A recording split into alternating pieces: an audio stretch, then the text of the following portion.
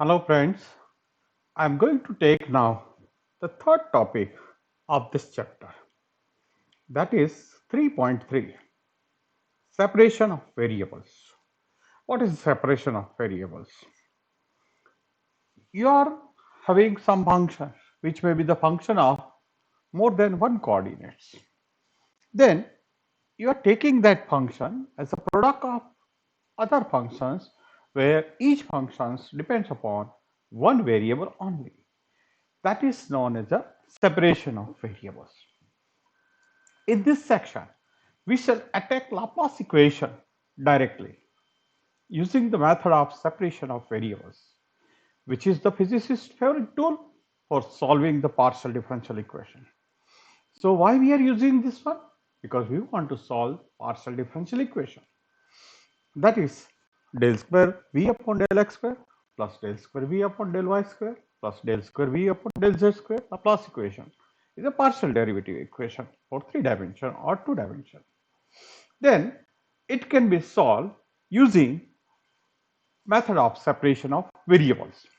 That's why we are going to utilize this one. In this method, we have studied that in the region of interest, we are interested in solutions of the potential. That means we want a function v which is a function of either x, y, z, or it may be the function of r theta phi, something like that. But for that, the potential on the surfaces, which are the boundaries of this region of interest, should be given or it should be specified, and or either potential should be specified or a charge density sigma should be specified on the boundary of some region, and we are asked to find the potential in the interior. Then the method of separation of variables can be utilized and our work can be done. The basic strategy is very simple. We look for the solutions that are product of the functions, each of which depend on only one of the coordinates. The algebraic details, however, can be formidable. So I am going to develop the method through a sequence of examples. So directly we are studying this method of separation of variable through the examples in two different type of coordinate system. One is in a Cartesian coordinate system and another one in a spherical coordinate system. The cylindrical coordinate system will be studied later on. In a Cartesian coordinate system, we are starting with some problems. The problem is given like this. Example 3.3. Two infinite grounded metal plates lies parallel to the xz plane, one at y is equal to 0 and other at y is equal to a, as shown in the figure 3.17. The left end at x is equal to 0 is closed off with the infinite strip insulated from the two plates and maintain a specified potential V0, which is a function of y. Find the potential inside the slot. You can see in this figure that there are two infinite grounded metal plates are there which are parallel to xz plane. So this is going to be the x-axis, this is going to be z-axis. We can consider this is the horizontal plane which is supposed to be xz plane. So in a horizontal plane, two plates, infinite plates are going to be placed with a grounded or at a potential V is equal to 0. And at x is equal to 0, here at x is equal to 0, there is third strip is going to be placed, which is kept at a some another potential V0, which is a function of y. And this strip with the top strip as well as with the bottom strip, they are insulated so that this potential is independent of this plate as well as this potential is independent of this plate. They are not going to be weak in a short circuit. That's why they are going to be insulated. How to find out the solutions? Looking to the figure itself, we can see that if you want to find out the potential inside this slot, then this shows that the Laplace equation is independent of Z. So we have to get the solutions of this potential in two coordinates, xy coordinates only. So we will solve the Laplace equation in xy coordinates only, two dimension only. That is called with the azimuthal symmetry. The configuration is independent of Z. So this is really a two-dimension problem. In mathematical terms, we must solve the Laplace equation del square V upon del x square plus del square V upon del y square. This is equal to 0. This we have to solve. That means we have to get the solutions of potential V, which is a function of xy subject to the boundary conditions. So our region of interest is surrounded by different boundaries. The bottom conducting plate, top conducting plate, side at x is equal to 0, there is another infinite seat is going to be there, and fourth seat at x is equal to infinity, we can consider that's also going to be there. So this kind of boundaries are going to be there for our region of interest. The potential over all the boundaries are specified. The first things, V is equal to 0 when y is equal to 0. You can see in this one, V is equal to 0 when y is equal to 0 for this plate. V is equal to 0 when y is equal to a at this distance on y axis at this distance x a, sorry, potential is given 0. Third boundary condition, at x is equal to 0, potential is given V0y, and if this x tends to infinity, the potential tends to 0 as x tends to infinity. That is, we can consider the fourth boundary for our region of interest.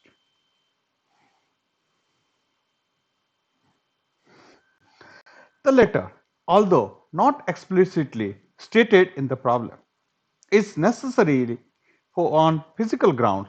All boundaries potential must be specified. So we have to take this physical grounds. As you get further and further away from the hot strip at x is equal to 0, the potential should drop to the 0.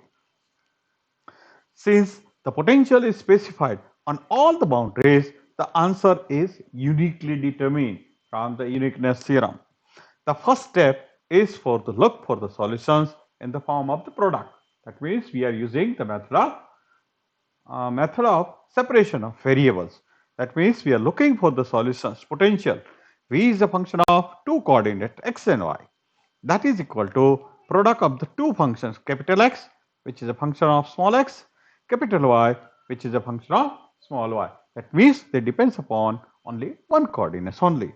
So we are taking the product of the two functions V is equal to capital X, capital Y, where each functions depend on one variable only. Anyway, putting equation 3.22 into equation 320, we get, if we substitute in this equations, V is equal to capital X, capital Y, then when you differentiate with respect to small x, then capital X is only a function of small x and y is not independent of small x, so y will be taken out. Capital Y will be constant with respect to this. So this is going to be converted into del square x upon del x square. Similarly here also del square xy upon del y square, where y is depending upon y. So here x is going to be constant, so x into d square v d square y upon del y square, and we get this equations: capital Y d square x upon dx square plus capital X d square y upon dy square, that is equal to 0. The next step is to separate the variables. Now we want this term which is depending upon x variable only, and we want this term depending upon y variable only. So here both the sides we divide by v. V means xy. So capital Y is going to be cancelled out, numerator and denominator. So only remains 1 upon capital X. Here also, similarly, X is divided by xy. So X will be cancelled out, 1 upon Y will be remain. So this way, we can say that is the collect all the X dependent into one term and all the Y dependents into another term. Typically, this is accomplished by dividing through V. And we get 1 upon capital X d square x upon dx square plus d square y upon dy square.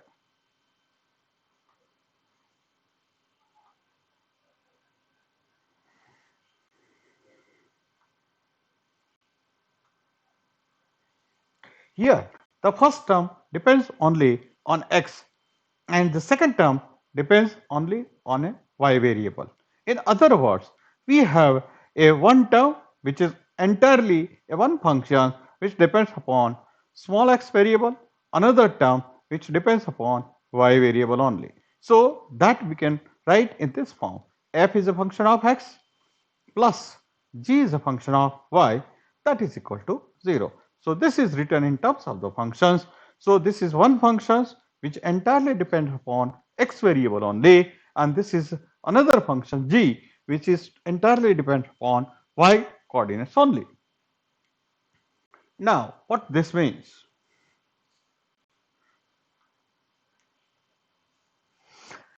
Now there are only one way this could be possible too. F and g both must be constant.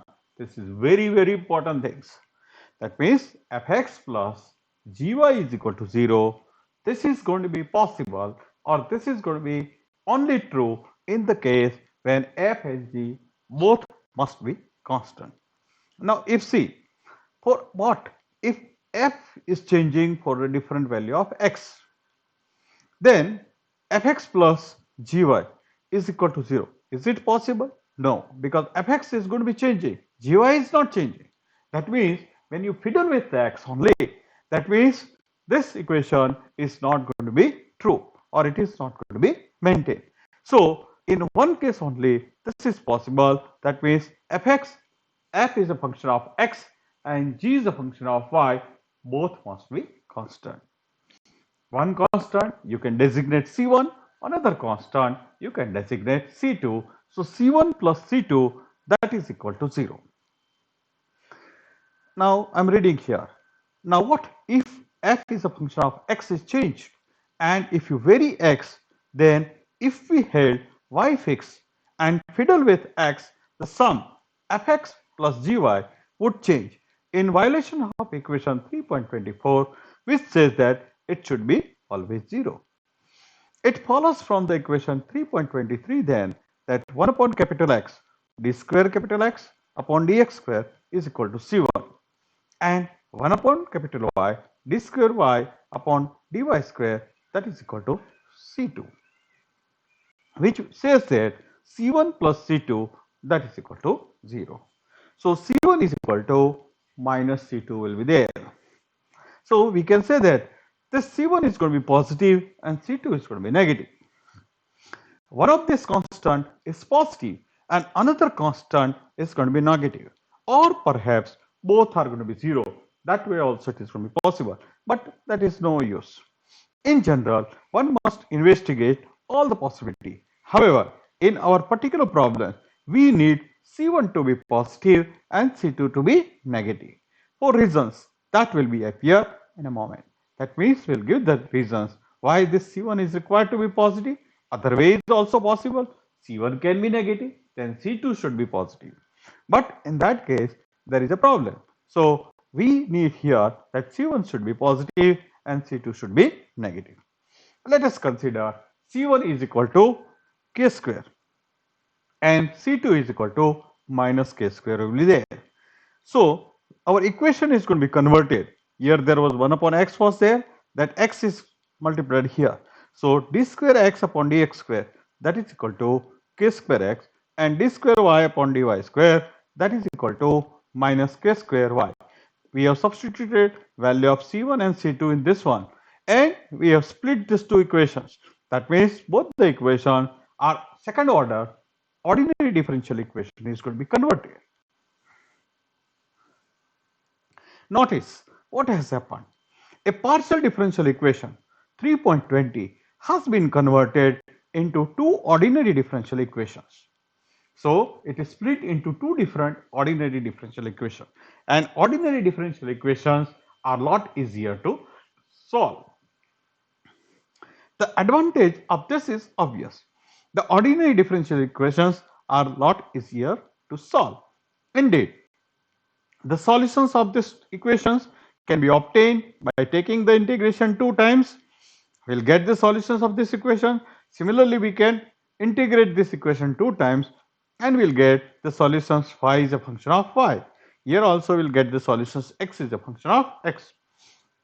This function is going to be exponential because c1 is taken positive, and this function we can take it sinusoidal because minus k square is taken, c2 was negative. So our one of the solutions, here it is written, it is a general solution. X is a function of x, that is equal to capital A e raised to kx plus capital B e raised to minus kx. A and B is a constant of integrations. Similarly, capital Y, which is a function of y, is equal to c sin ky plus d cos ky. Again, c and d is a constant of integrations. Here, this both the equations, one is exponential, another one is sinusoidal. This we are getting as a general solution for second order ordinary differential equations.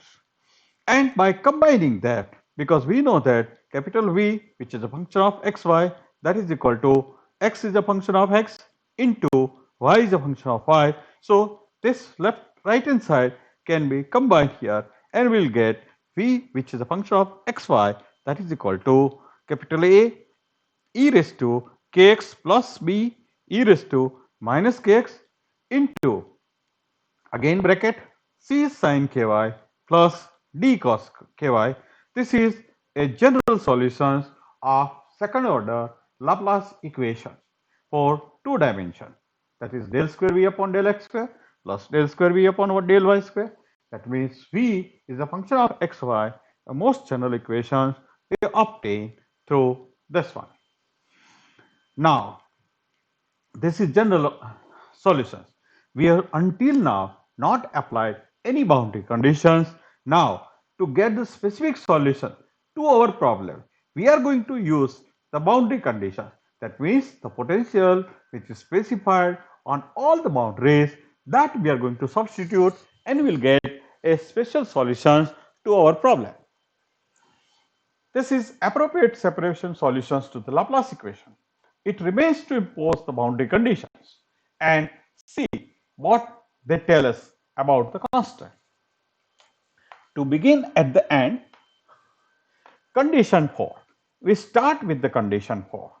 What was the condition 4? If you remember, the potential is equal to 0. V is equal to 0 at,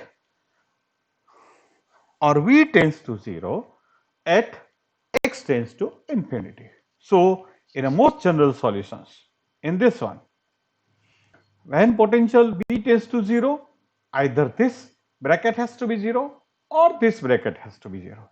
Then product of this thing is going to be 0. This bracket depends upon x coordinates only and this bracket depends upon y coordinates only. So when we are applying the fourth boundary conditions, that is x tends to infinity, we are substituting here the value of x is equal to infinity. So a e raised to k infinity, this cannot be 0 unless a is going to be 0. So in this case, constant of integration a has to be 0 to make this bracket 0, because to make this bracket 0, both the term of this bracket should be 0. If I am substituting here capital B e raised to minus k infinity, but e raised to minus k infinity means 1 upon kx or k infinity, and that tends to 0 anyway, even though b is not going to be 0. That means to make this term 0, a has to be 0 and b need not to be 0. That means we can have the equation is like this. This b e raised to minus kx, which is going to be multiplied with this bracket. Now, b is also constant, c is also constant. B can be multiplied with c, b can be multiplied with d, and there will be another constant bc, which is also given some constant c, and similarly bd, which is also another constant d.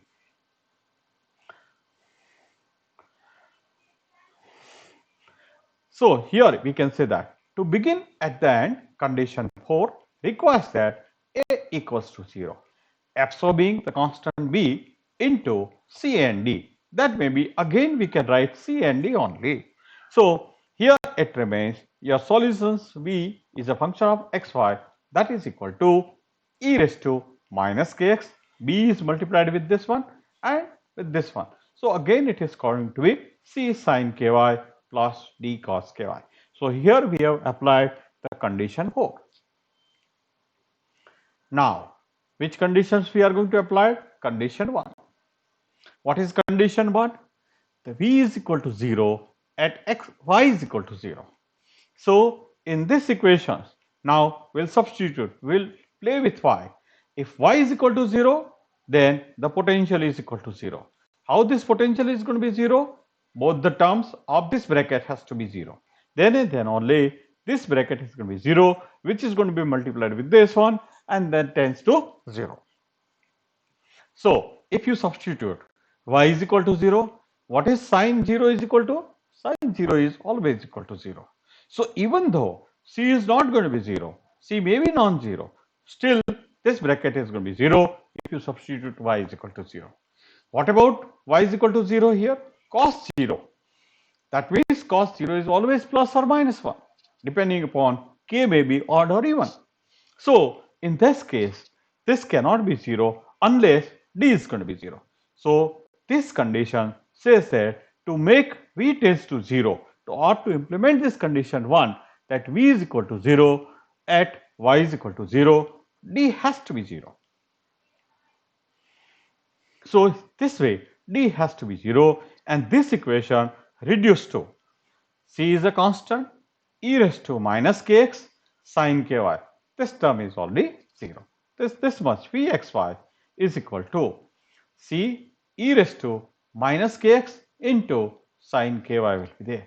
That is equation 3.28. We have obtained. Now we are going to substitute second boundary condition. What is second boundary conditions? That potential v is equal to 0 when y is equal to a. So to make this one 0, y is equal to a has to be 0. That means sin k a has to be 0. When sin k is going to be 0, if k is equal to n pi, k is equal to n pi, then and then only this term is going to be 0 and potential is going to be 0. That means second boundary condition can be implied. Now k a is equal to n pi. That means k is equal to n pi upon a. What is n? N can be 1 also. So n is going to be 1. That means k is equal to k pi k1, or that is equal to 0, or 2k is going to be 0, or this k is equal to 2 pi, 3 pi, 4 pi, etc. They are going to be 0. And that is the way k is equal to n pi upon a. N will be having a different value. N can be 1 also, n can be 2 also, n can be 3 also. So k will be having so many values, that is pi upon a, 2 pi upon a, 3 pi upon a, like that way. So we are not having a one solution, but we are going to get set of the solutions. At this point, you can see why we have choose C1 positive and C2 negative. If x were sinusoidal, we could never arrange for it to go to 0 at infinity. And if y were exponential, we could never make it vanish at both x is equal to y is equal to 0 and y is equal to a. That is the reasons we need that the x is a function of x must be exponential, and for that c1 has to be 0, and y is a function of small y, that is equal to c sin ky plus d cos ky, which is supposed to be sinusoidal functions which can be made 0 at y is equal to 0 or y is equal to a, and for that c2 has to be negative.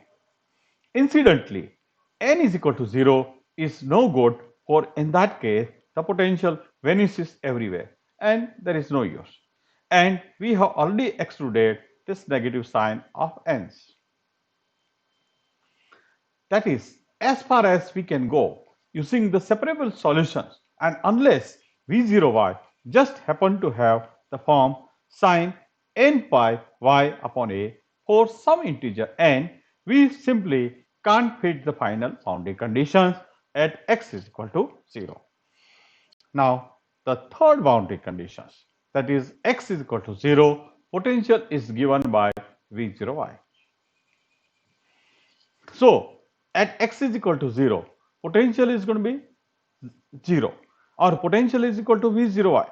When it is going to be happen, v0y is equal to sin n pi y upon a should be there. But now comes the crucial step that redeem the method. Separation of the solution has given us an infinite family of the solutions, one for each n, and whereas none of them by itself satisfy the final boundary conditions. So you can see that here we have obtained that k is equal to n pi upon a. So sin k is equal to n pi y upon a, and that means we are not having a one solutions for the v. K is equal to one particular, n is equal to 1, there will be one solutions, and that is corresponds to v1. K is n is equal to 2, there will be another solutions, v2 will be there. K is equal to 3, third solutions v3 will be there. That means we are having set of the solutions, we are not having a single individual solutions. But now comes the crucial step that redeem the method. Separable of solution variables has given us an infinite family of the solutions, one for each n corresponding to n is equal to 1, there is a solutions v1, n is equal to 2, there is a solutions v2, n is equal to 3, v3. That means we are having infinite set of the solutions v1, v2, v3, etc. And whereas none of them by itself satisfy the final boundary conditions. Individually, they will not be satisfy the final boundary conditions, but if we take the linear combination of them, then they can satisfy the final boundary conditions. It is possible to combine them in a way that they can satisfy the final boundary conditions. The Laplace equation is a linear equation in the sense that if v1, v2, v3 satisfy the boundary conditions, so does any linear combination of them. So capital V is equal to alpha 1 v1 plus alpha 2 v2 plus alpha 3 v3. So we can say that linear combination of all these different functions or solutions v1, v2, v3, which is multiplied by some arbitrary constant alpha 1, alpha 2, etc. So this is called a linear summation. Alpha 1 v1 plus alpha 2 v2 plus alpha 3 v3, etc., etc., up to alpha n vn, where alpha 1, alpha 2 are arbitrary constant, and we operate over this one, a del square, because del square is a linear function, Laplacian operator, which is operating over here. So del square v is equal to alpha 1 del square v1 plus alpha 2 del square v2 plus etc., etc. Now what is del square v1? If v1 is the solutions, del square v1 is equal to 0.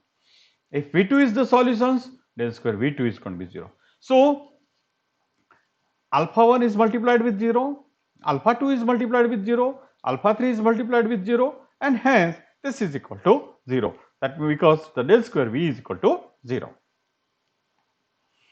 Exploiting this fact, we can patch together a separable solutions equation 3.28 to construct a much more general solutions. That means we are not having a one solutions, we are having a family of the solutions V1, V2, V3, etc., etc. And hence we can take the linear summation of them, that is supposed to be the most general solutions, and that most general solutions we can obtain here the equation 3.30, that is equal to V is a function of xy, that is equal to summation of n is changing from n is equal to 1 to infinity. We have already excluded n is equal to 0. No negative of n is also required, and this is going to be the most general solutions Cn, because n is changing, so the coefficient Cn is also correspondingly changing. N is equal to 1, C1, n is equal to 2, C2, n is equal to 3, C3 will be there. E raised to minus n pi x upon a. Here we have substituted the value of k. K is equal to n pi upon a. So k is replaced by n pi x upon a, because now n is changing here on a summation, into sine n pi y upon a. Again here ky, k is going to be replaced by n pi upon a. This is the most general solutions is going to be there. This still satisfies three of the boundary conditions. The question is, can we, by astute choice of the coefficient Cn, fit the final boundary conditions 3? Yes, it is possible. The coefficient Cn we have to find out, so that if you substitute that value of the coefficient Cn into these equations, then it will satisfy the final boundary condition also. So by astute choice, we have to find out this coefficient Cn, which is already buried in these equations. How to find out the solutions? For that, we are going to see here. Now, if we apply the final boundary condition 3, what is the final boundary condition 3? That is equal to, at x is equal to 0, the potential V is equal to V0i. So that we can substitute here. So x is replaced by 0 coordinates. So V is a function of 0i. That means at the strip, what was the potential? V0i. That is a boundary condition. And inside this one, we can substitute sigma n is equal to 1 to infinity Cn e raised to minus n pi x is equal to 0. So if this is going to be 0, then e raised to 0 is equal to 1. So this term is going to be reduced to 1. Cn sine n pi y upon a will be there. So this is given as equation number 3.31. Well, you may recognize this sum. It's a Fourier sine series. So this is nothing but Fourier sine series. You can say that there is a C1 sine omega plus C2 sine 2 omega plus C3 sine 3 omega. N is changing 1, 2, 3 like that way. And that way, this is nothing but Fourier sine series. And we can obtain this solutions of the Fourier sine series using Fourier trick.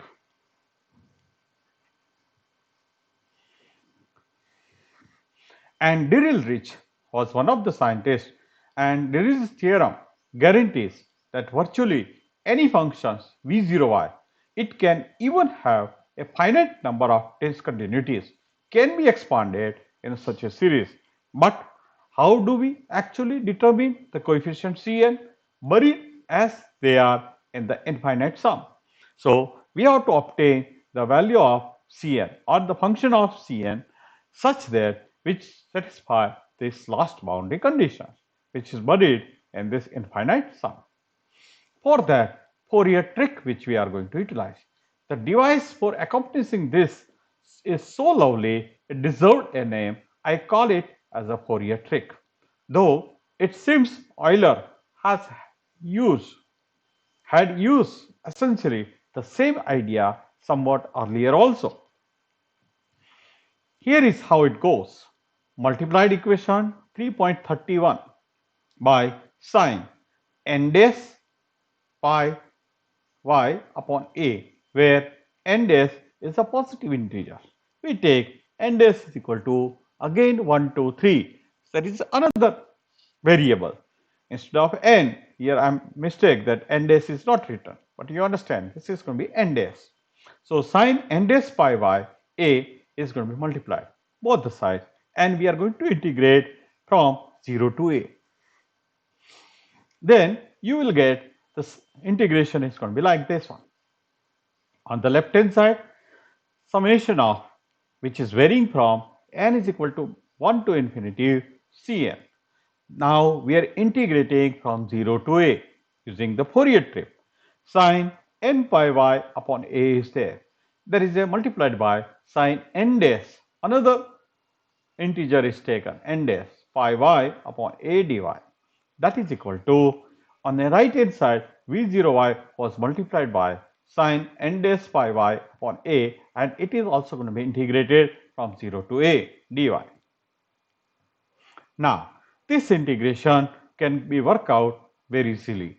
Here, there are two different functions, and here we can utilize the property of orthogonality, because both the functions are going to be the sine functions only, and they are changing by some integrations, by some variables. If n is equal to n dash, then this integration is going to be non-zero. Otherwise, if n is not equal to n dash, then this integrand is going to be 0. That means if there are varying over n is equal to 1 to infinity, this integrand is going to be 0 for almost all except n is equal to n dash. That means only one term is going to be survive, where this integration, this integer n is going to be equal to n dash. All other terms, that is n is not equal to n dash, that term is going to be drop out, and only one term is going to be left. So you can read here. You can work out this integral on the left hand side by yourself, and answer is going to be this integration of 0 to a, because only one term n is equal to n dash is going to be survive. That is going to be Cn sine n pi y upon a sine n dash pi y upon a dy. This is equal to 0 if n dash is not equal to n, but if it is n dash is equal to n, then this integrand value is equal to sine square ky, whatever you write, dy, and that value comes out to be a by 2. Thus, all the term in the series drop out, save only the one where n is equal to n dash, and the left hand side of the equation 3.32 reduced to a by 2 into Cn, where n is equal to n dash. Conclusions. That means by making this Cn as a subject of the formula, here Cn into a by 2 was there. So a by 2 will be coming this side. So 2 by a into this integration. That means the coefficient buried in this Fourier series was found out, and that coefficient Cn is equal to 2 by a integration of 0 to a v0y sine n pi y upon a into dy will be there. This is your coefficient Cn. If substitute, then your equations can satisfy all the boundary conditions, and hence you can find out the potential Vxy by our equation 3.34. So this does it. Equation 3.30. So is the solutions with the coefficient given by 3.34. So equation 3.30. That means this is your equation. Vxy, that is equal to sigma n is equal to 1 to infinity Cn, n is equal to minus n pi x upon a sine n pi y upon a. In this equation, the coefficient Cn can be substituted from our final equations which we have got, this one.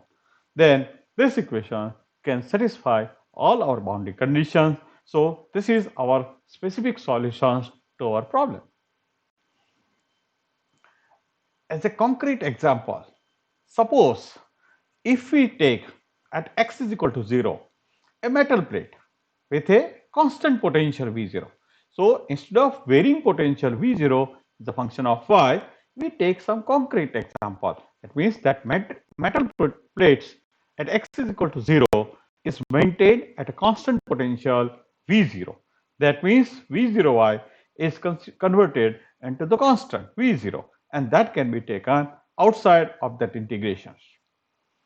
So if we consider V0y is going to be V0, this is going to be constant. So that can be taken outside this integration, and 2V0 upon A, integration from 0 to A sine n pi y upon A dy. This integration can be easily solved. And you can find out the value of Cn is equal to 2V0 upon A, 0 to A sine n pi y upon A dy. This integrand, if you solve, you will get 2V0 upon n pi 1 minus cos n pi. That is equal to, this value is going to be 0 if the value of n is equal to even. And this integration is going to be, we can say that 2 by n. So this is going to be multiplied with this one. So 2 by n pi. So this is equal to 4V0 upon n pi if n is odd, and that we substituted in our equations. So we'll get that our solutions v, which is a function of xy, that is equal to 4V0 upon pi. This we have substituted for the value of Cn. If sigma n we have taken odd, the value of n is equal to 1, 3, 5, etc.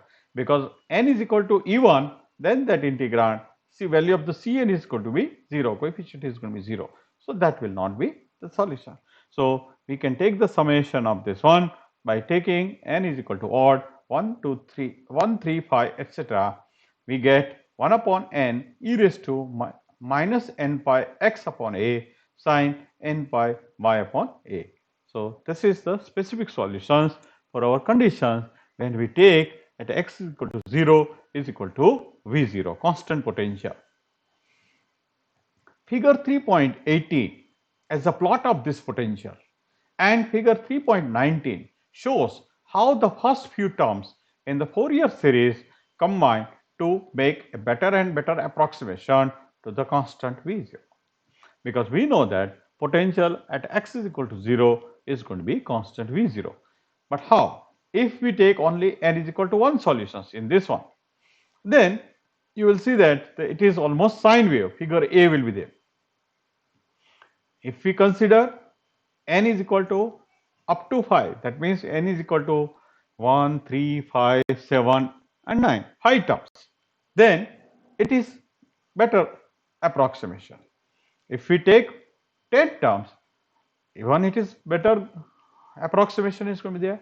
And if we take 100 terms, you can see that in figure D.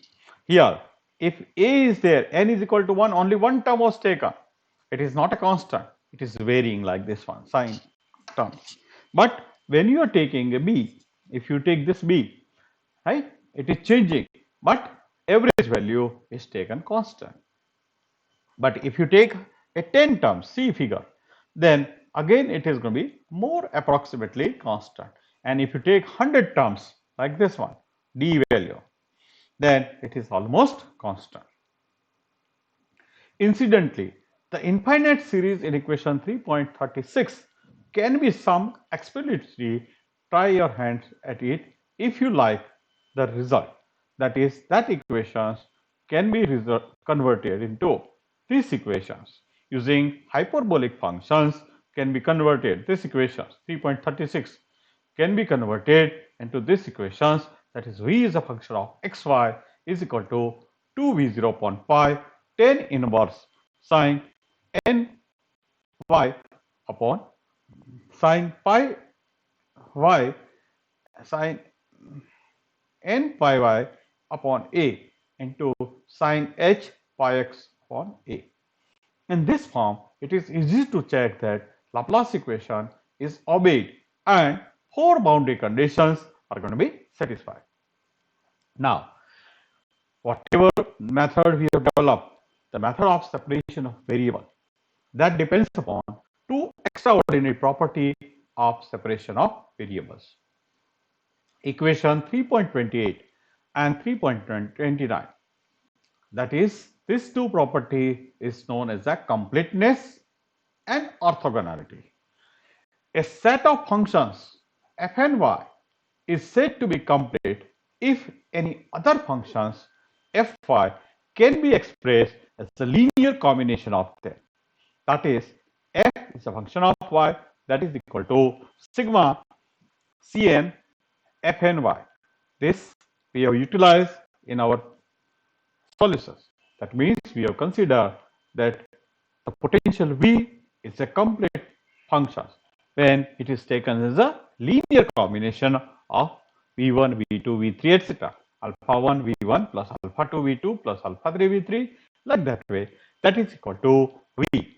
So here we have utilized the property of completeness.